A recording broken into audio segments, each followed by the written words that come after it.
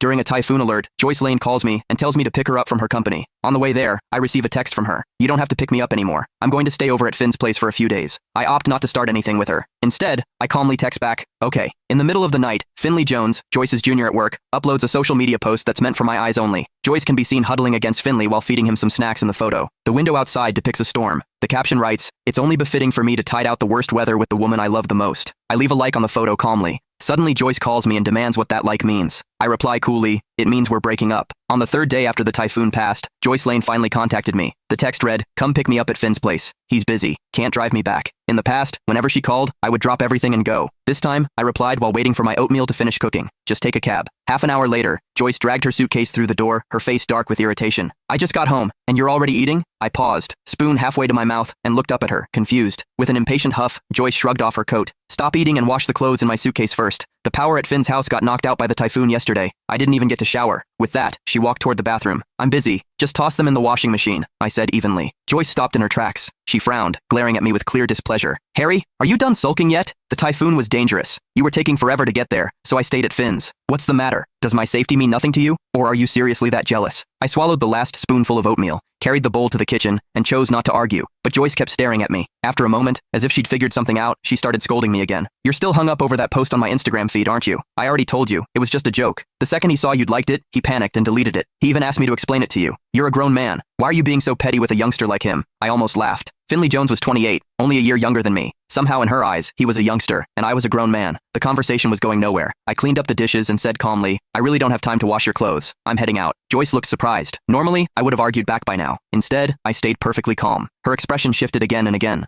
Just as I stepped out of the living room, she suddenly walked up and kissed me. "There. Happy now?" Joyce shot me a proud, almost smug look, as if my emotions were entirely under her control. I instinctively pushed her away. A wave of nausea hit me. Even when Joyce was in the wrong, Joyce had never stooped to this, never tried to coax me with a kiss. Yet here she was, doing it for Finley's sake. Judging by the looks of it, whatever could have happened between them in those 3 days probably did. I casually wiped my face and headed to the door to change my shoes. Joyce stared at me in disbelief. "Harry, what's that supposed to mean? Are you disgusted with me?" "No," I replied, "just a bit of a germaphobe." Joyce was just about to lose her temper when my phone rang. My rideshare had arrived downstairs. Seeing me about to leave, she suddenly grabbed my arm. Her expression turned strangely flustered. "What's gotten into you today? Where are you going?" "Work." Joyce heaved a sigh of relief and said with a cold expression, "Cancel the ride. I'll drive you." Her car was a gift from me, yet she rarely ever let me ride in it. This sudden display of consideration was unprecedented. I was about to refuse, but she had already grabbed the keys from the entryway and walked ahead. Typical of her, she strode ahead with her usual assertiveness. Left with no choice, I canceled the ride and followed her downstairs. The moment I sat in the passenger seat, I noticed an animation sticker stuck to the dashboard. It read, "Boyfriend's exclusive seat." Joyce had always been meticulous, and she hated unnecessary decorations in her car. It was obvious who had stuck the sticker there.